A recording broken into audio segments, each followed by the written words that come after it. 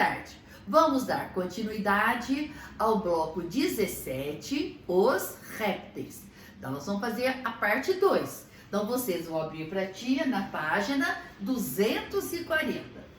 A reprodução dos répteis. Nem todos os répteis se reproduzem da mesma forma, embora a maioria deles seja ovípara, que nasce de ovos, como as tartarugas, os crocodilos e os jacarés.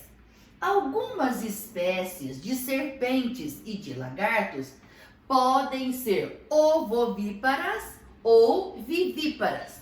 Ovovíparo, animal que se desenvolve dentro de um ovo, dentro do corpo da mãe até o nascimento. Vivíparo, o desenvolvimento do animal antes do nascimento ocorre totalmente dentro do corpo da mãe. Então, nós vamos ver aqui o exemplo. O crocodilo é o exemplo de um réptil ovíparo. E já a jiboia é vivípara. Atividade 2. Como é o desenvolvimento dos filhotes da maioria dos répteis? Então, a tia já falou logo ali em cima. Na maioria dos répteis, os filhotes se desenvolvem fora do corpo da mãe, dentro de ovos, até o momento do nascimento. Número 2. Nós estamos vendo aqui a imagem de uma tartaruga. Então, no mês de setembro, começa a temporada de reprodução das tartarugas marinhas no Brasil. As fêmeas fazem migração. O que é migração? É o deslocamento de animais de uma região para outra. Para quê? Ela vai em busca de alimento, de ambiente adequado para a reprodução e de uma temperatura confortável. Então, quando elas migram, elas percorrem milhares de quilômetros pelos mares para botar seus ovos na praia onde elas nasceram. Elas, depois que elas botam os ovos, elas enterram os ovos na areia e voltam para o mar, retornam para o mar. E aí o ovo, o período de incubação desse ovo varia de 45 a 60 dias. Então agora tem a pergunta: por que as tartarugas marinhas enterram seus ovos na areia da praia? Por quê? Como que a areia da praia ela é quentinha? Então, elas enterram seus ovos porque a areia da praia é quente e vai fornecer o calor necessário para o desenvolvimento das tartaruguinhas. Quanto tempo leva para as tartarugas completarem seu desenvolvimento e saírem dos ovos? O que falou acima, que a tia acabou de ler? Ela demora de 45 a 60 dias. Então, as tartaruguinhas levam de 45 a 60 dias para saírem dos ovos. Você conhece outros animais com hábitos migratórios? Ai, tem vários. Tem andorinha, tem baleia, tem roedores, tem gafanhotos, borboletas. Então, tem muitos animais migratórios. Em regiões muito quentes, são mais comuns as espécies de serpentes ovíparas ou vivíparas. Por quê? Então, são as vivíparas. Por quê? Porque tem o próprio calor do ambiente, ajuda a chocar os ovos. São mais comuns as espécies de serpentes ovíparas, pois o próprio calor do ambiente ajuda a chocar os ovos. A importância dos répteis. Assim como as aves, nós já vimos, né? As aves e os mamíferos, os répteis também são muito importantes para manter o equilíbrio ecológico do ambiente em que vivem. Veja alguns exemplos. Então, a maioria dos lagartos e das lagartixas e algumas tartarugas alimentam-se principalmente de insetos, controlando a população desses animais que poderiam se tornar pragas. Lembra que eu tinha dito na aula passada? Por exemplo, muito inseto, se eu tenho bastante, bastante inseto, eles se tornam pragas. Agora, um pouquinho de inseto não se torna praga. Então, quando tem bastante, aumenta a população desses insetos. Então, por que os répteis, as aves e os mamíferos são importantes para manter o equilíbrio ecológico? Então, a tia vai ler aqui, ó. A maioria dos lagartos e das lagartixas e algumas tartarugas alimentam-se principalmente de insetos, controlando a população desses animais que poderiam se tornar pragas. Algumas espécies de serpentes também auxiliam no combate de ratos ao se alimentar destes. Há ainda répteis que servem de alimento para diversas espécies de carnívoros. Então vamos olhar aqui. Camaleão. Camaleão capturando um grilo com a sua língua longa e pegajosa. Serpente em posição de ataque a um rato. Então eles controlam, que o camaleão controla a população de insetos e a cobra controla a população de ratos. Além do controle das pragas, os répteis trazem outra grande contribuição ao ambiente. Por quê? Porque há espécies de lagartos, de tartarugas e jabutis que se alimentam de frutos, assim como as aves dispersam sementes de várias espécies de plantas nas suas fezes. Lembra que a tia explicou na aula passada do passarinho? Então, o que é dispersar? Espalhar. Então, quando eles se alimentam de algumas espécies de frutos, o que vai acontecer?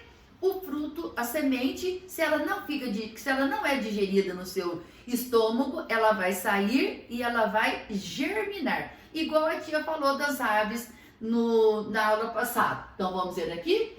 Além de apresentarem importância ecológica, algumas espécies de serpentes venenosas contribuem para a indústria farmacêutica. Os venenos da jararaca e da cascavel, por exemplo, dão origem a medicamentos muito utilizados no Brasil. Então, se a gente é picada por uma jararaca, o próprio veneno da cobra, da jararaca, da cascavel, ele é feito o soro. Esse soro combate o veneno, que é o soro antiofídico. Então, aqui, você sabia? Ó, o Instituto Butantan, localizado na cidade de São Paulo, ele possui recintos chamados serpentários, destinados à exposição de serpentes ao público, à realização de pesquisas científicas e à extração de venenos.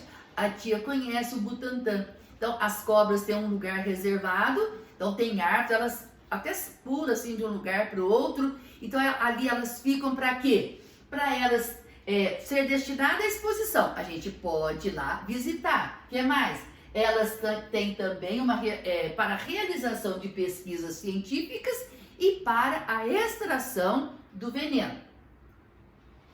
A tia pediu para vocês lerem, mas a tia vai ler outra vez. Vou ler para vocês, vocês ouçam a leitura. Conheça o maior lagarto da América do Sul, lendo o texto a seguir. Teiu, o gigante americano. Então vamos observar aqui o teiu. O teiu pode ser visto em todos os biomas. Ele pode ser visto na Mata Atlântica, na Caatinga, em todos os lugares. Na Amazônia, no Cerrado, Pantanal, né? Na Mata Atlântica, Caatinga e áreas urbanas. O lagarto teiu é grande mesmo. Ele tem quase 2 metros de comprimento e pesa mais ou menos 15 quilos. Como que é o seu corpo? Seu corpo é revestido por um couro que se parece com o couro das cobras. E suas patas lembram muito as dos dinossauros. Então, vamos observar ali as patas aí, ó. Lembram muito as patas dos dinossauros. A longa cauda deste animal é uma curiosidade à parte. O que acontece com a cauda? Ele a utiliza como um chicote quando ele é ameaçado. E em casos de fuga, ele parte e o que acontece? Parte dela pode ser deixada para trás. Então, quando ele foge, ele deixa aí para uma parte da cauda para trás. Sua cauda se regenera. O que regenera? Ela nasce de novo. Assim como acontece com as lagartixas e alguns outros lagartos. Os teius são animais com características raras e estão entre as poucas espécies de répteis que os pais tomam conta do ovo até o filhote sair. As fêmeas dessa espécie podem colocar de 30 a 36 ovos que eclodem num período entre 60 e 90 dias. Os teius têm um importante papel na natureza. Eles ajudam a dispersar sementes na mata por comer em um lugar e defecar em outro. Combatem pragas por se alimentar de insetos e até mesmo a proliferação excessiva de camundongos, porque os roedores também estão em seu cardápio. Então vamos ver agora a atividade 3. Grife no texto de vermelho uma característica do teiu presente nos répteis. Então ele tem o corpo. Como que é o corpo do teiu? Seu corpo é revestido por um couro que se parece com o couro das cobras. A letra B. De verde, as espécies de répteis citadas. Ali tem o teiu, tem o lagarto, tem a cobra, tem o dinossauro. Então a lagartixa, então a tia deixou tudo grifado aqui para vocês. Lagarto, teiu, as cobras, lagartixas, lagartos e os dinossauros. Vamos agora para número 2. Leia as frases e utilize a letra C para as que estão corretas e I para as incorretas. O teiu é predador do camundongo, correto? O teiu é uma espécie de lagarto ovíparo, certo? O teiu é importante para o meio ambiente apenas porque combate as pragas. Não. O que mais que ele faz?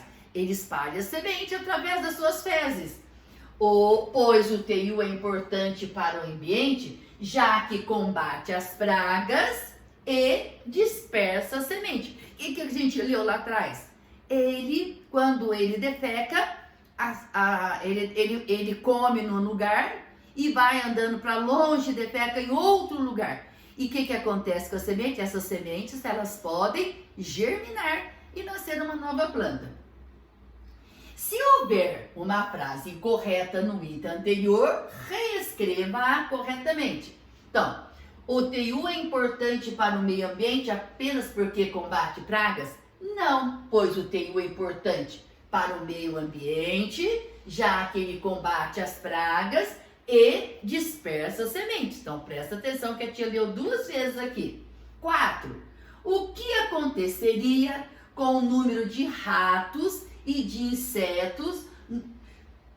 O que aconteceria com o número de ratos e de insetos no ambiente se diminuísse a população de teius? Por quê? O que ia acontecer?